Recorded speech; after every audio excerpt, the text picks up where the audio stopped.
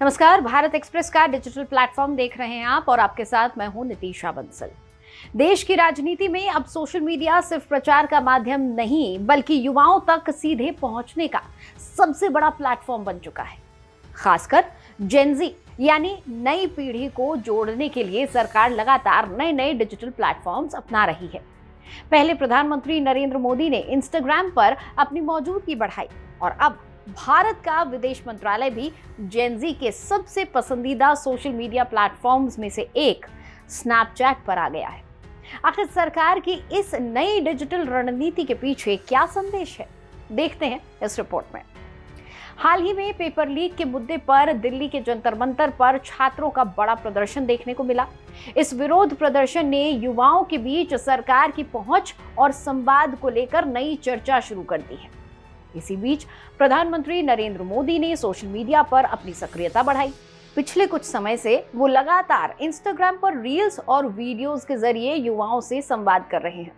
उनके पोस्ट का अंदाज भी पहले की तुलना में ज्यादा डिजिटल और युवा दर्शकों को ध्यान में रखकर तैयार किया जा रहा है।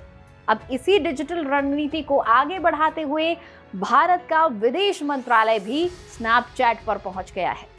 विदेश मंत्रालय के प्रवक्ता रणधीर जायसवाल ने अपने एक्स अकाउंट पर इसकी जानकारी साझा की। उन्होंने लिखा, अब हम स्नैपचैट पर भी हैं, हमें ऐड करें और खास कहानियों, अपडेट्स, दिलचस्प कंटेंट और बहुत कुछ के लिए हमसे जुड़े रहें।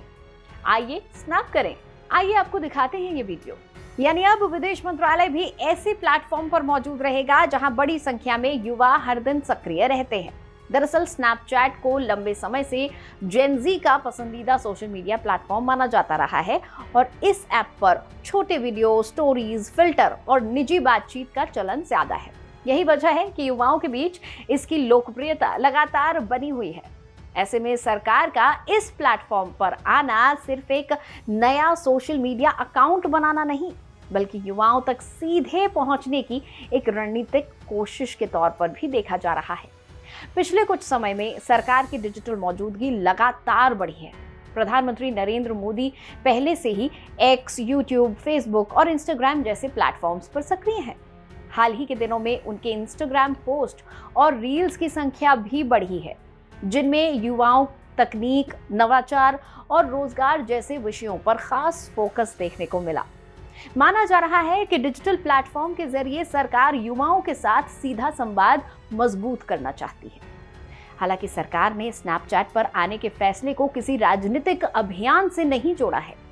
विदेश मंत्रालय का कहना है कि इस प्लेटफॉर्म के जरिए लोगों तक विदेश नीति, भारतीय मिशनों की गतिविधियों, कूटनीतिक कार्यक्रमों और महत्वपूर्ण अपडेट्स को नए और आसान अंदाज में पहुंचाया जाएगा। यानी अब विदेश मंत्रालय की गतिविधियां भी उन युवाओं तक आसानी से पहुंच सकेंगी जो पारंपरिक माध्यमों की बजाय सोशल मीडिया पर ज्यादा समय बिताती हैं। कुल मिलाकर बदलते डिजिटल दौर में सरकार भी अपने संवाद की शैली बदलती हुई नजर आ रही है। जहां पहले सरकारी सूचनाएं प्रेस कॉन्फ्रेंस और प्रेस रिलीज तक सीमित रहती थी, वहीं अब रील्स, शॉर्ट वीडियोस और सोशल मीडिया स्टोरीज के जरिए सीधे युवाओं तक पहुंचने की कोशिश की जा रही है।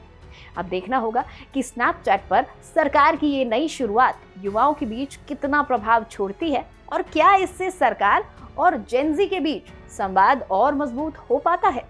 तो क्या आपको लगता है कि सरकार का स्नैपचैट जैसे प्लेटफॉर्म पर आना युवाओं से जुड़ने की सही पहल है या फिर ये सिर्फ बदलते डिजिटल दौर की एक सामान्य रणनीति है?